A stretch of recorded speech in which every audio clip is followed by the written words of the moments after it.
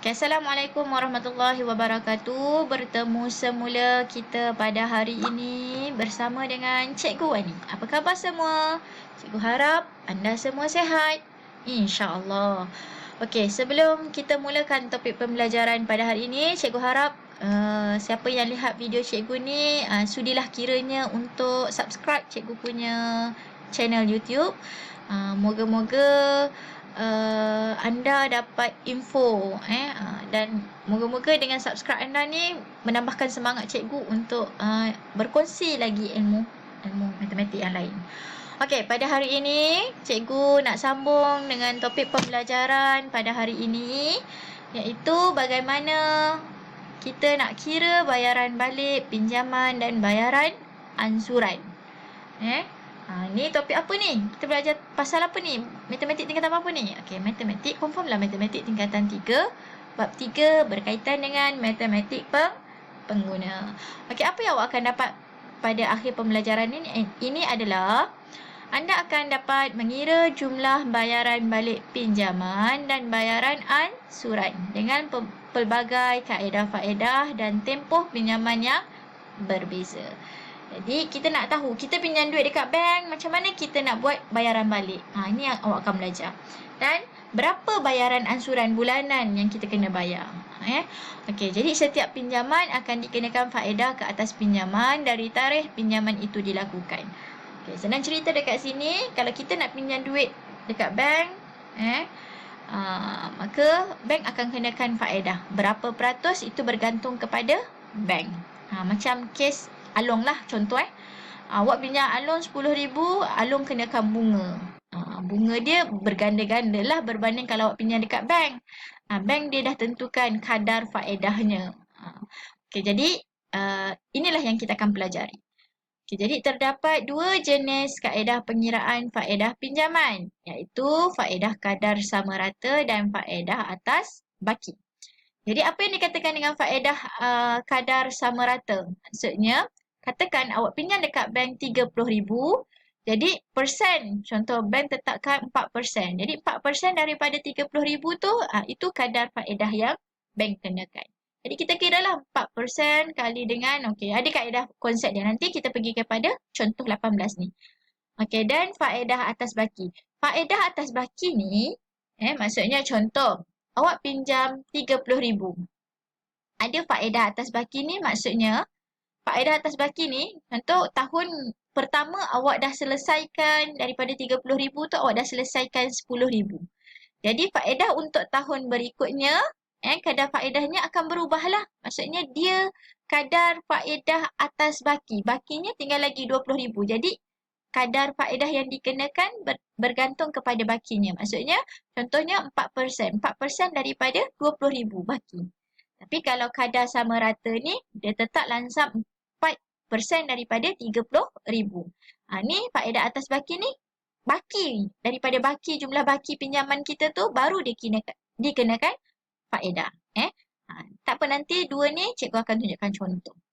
Okey, baki pinjaman wujud setelah menolak bayaran pendahuluan dan ditambah dengan jumlah faedah yang dikenakan. Jadi kita nak tahu berapa pinjaman, tolak pendahuluan yang kita dah bayar, guna duit kita, kemudian tambah dengan jumlah faedah yang dikenakan. Okey, ansuran bulanan ialah jumlah amount yang dibayar oleh peminjam kepada pihak bank setiap bulan bagi menjelaskan baki pinjaman. Bayaran ansuran bulanan. Maksudnya bulan-bulan kita kena bayar berapa? Katakan tadi kita pinjam 30,000 untuk tempoh 10 tahun. Berapa bulan-bulan kita kena bayar? Dekat sinilah yang kita akan belajar. Okey. Tengok pada faedah sama rata. Apa yang dikatakan dengan faedah sama rata? Okey, dalam kaedah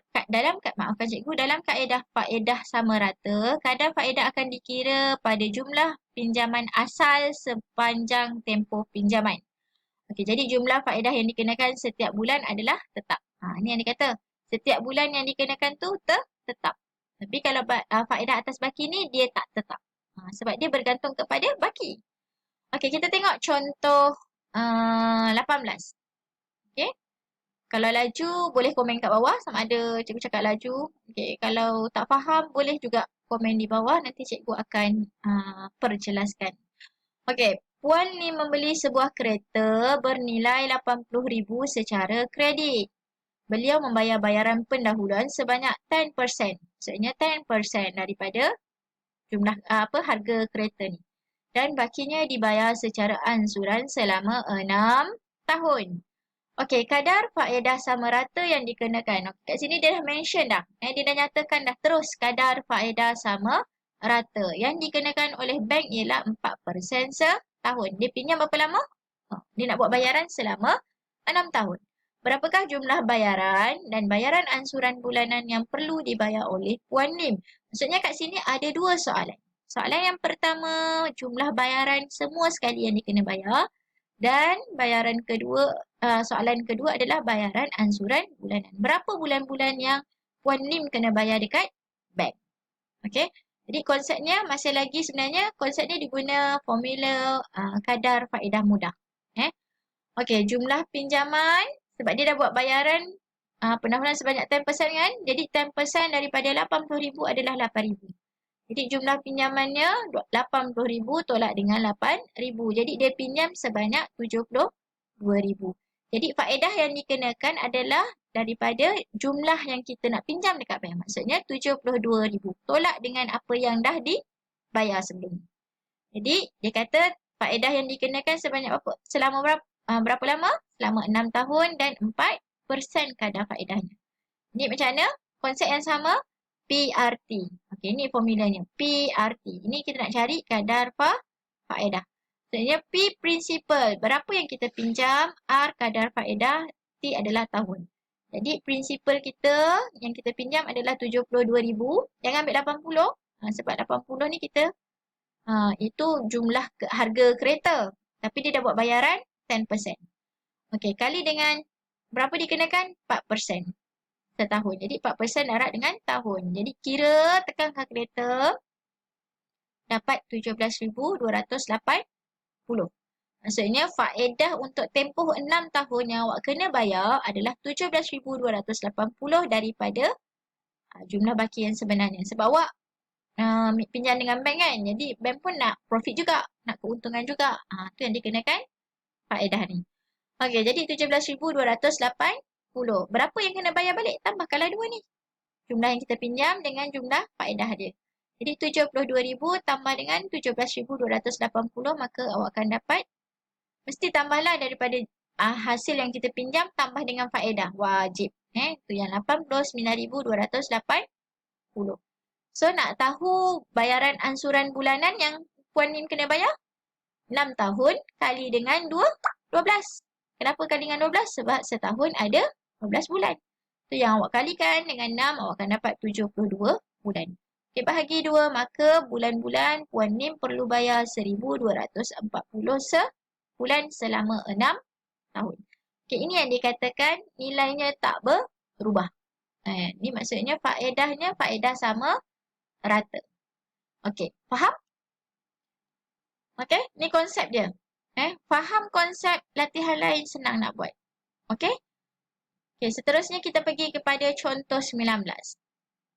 Okey, contoh 19, Encik Azlan membuat pinjaman peribadi sebanyak RM10,000 dari bank mulia dengan kadar faedah 4% setahun. Tempoh bayaran balik adalah selama 7 tahun. Okey, dekat sini ada tak Encik Azlan buat wang pendahuluan? Tak ada kan? Jadi dia buat memang total pinjam RM10,000. Maka kita kena kira faedah dia, kadar faedahnya mestilah 4% daripada RM10,000. Tak perlu buat penolakan. Kita kena baca soalan dan fahamkan betul-betul soalan. Baru kita tahu. Konsepnya yang pasti untuk matematik ni senangnya awak faham konsep. Konsep macam mana kita nak kira. Okey, jadi kadar faedah tempoh bayaran 7 tahun. 7 kali 12. Maka 7 kali 12 awak akan dapat 84 bulan. Jadi selama 84 bulan berapa awak nak kena bayar. Jadi first kita kena tahu dulu kadar faedah. Okey, cikgu suka sangat kalau awak clarifikan dia. P kita sama dengan berapa?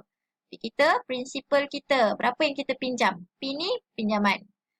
P ni sebenarnya principal. Maksudnya berapa yang kita pinjam dekat bank. Amount. Tolak dengan wang pendahuluan. Jadi sekarang ni tak ada wang pendahuluan, jadi 10,000 sahaja. Jadi 10,000 P. Kadar faedah dia 4%. R persen. Jadi kita berapa lama tempohnya? 7. Jadi 7 kali 12. Jadi boleh terus tulis kat sini. Untuk elakkan kekeliruan, jangan tulislah 7 kali 12. Tu untuk bulanan. Sebab konsep T ni mesti dalam tahun. Tak boleh dalam bulan. Okey, jadi bayaran balik, macam mana kita nak tahu? Sebab soalan nak jumlah bayaran balik. Oh, soalan nak berapa ansuran bulanan. Dia tak nak jumlah, dia nak berapa bayaran ansuran bulanan. Okey, bila ansuran bulanan mestilah kena bahagi berapa bulan dalam tempoh 7 tahun. Okey, jadi 10,000 kali dengan 4% darab dengan 7. Okey, kali tekan kalkulator, awak akan dapat 2,800. Ini faedah yang dikenakan oleh bank mulia ni. Charge tambahan lah. Senang cerita. Awak dah pinjam 10,000, takkan awak nak bayar 10,000. Jadi, bank kenakan 2,800. Jadi, 10,000 tambah dengan 2,800 lah faedah yang bank kenakan. Jadi, jumlah yang awak kena bayar adalah 12,800. Encik Azlan ni bayar berapa lama? Selama berapa lama? Selama 7 tahun. Jadi, 12,800 kena bahagikan dengan 84. Datang mana 84 ni? 7 kali 2, 12. Kenapa 12? Sebab 12 itu 1 tahun bersamaan dengan 12 bulan. So, dia nak 7 tahun. Dia dapat 84. Jadi, bila kita bahagikan, maka bulan-bulan Encik Azlan perlu membayar sebanyak RM152.38. Azlan buat pinjaman peribadi. Sebenarnya pinjaman peribadi kadar faedahnya nilainya akan lebih besar lah. Okey, ikut keperluan. Awak buat pinjaman peribadi ni sebenarnya untuk apa? Okey? Okey, faham? Cikgu harap anda faham. Kalau tak faham, boleh tanya dengan cikgu di komen. Okey, insyaAllah cikgu cuba jawab. Okey, itu saja daripada cikgu. Next, cikgu akan sambung dengan bagaimana kita nak kira kadar faedah atas baki ni. Cikgu akan sambung. Okey, itu saja dari cikgu. Kalau ada kekurangan daripada cikgu, cikgu minta maaf. Okey, jumpa lagi pada video yang berikutnya. Ingat, jangan lupa subscribe. Itu saja. Assalamualaikum warahmatullahi wabarakatuh.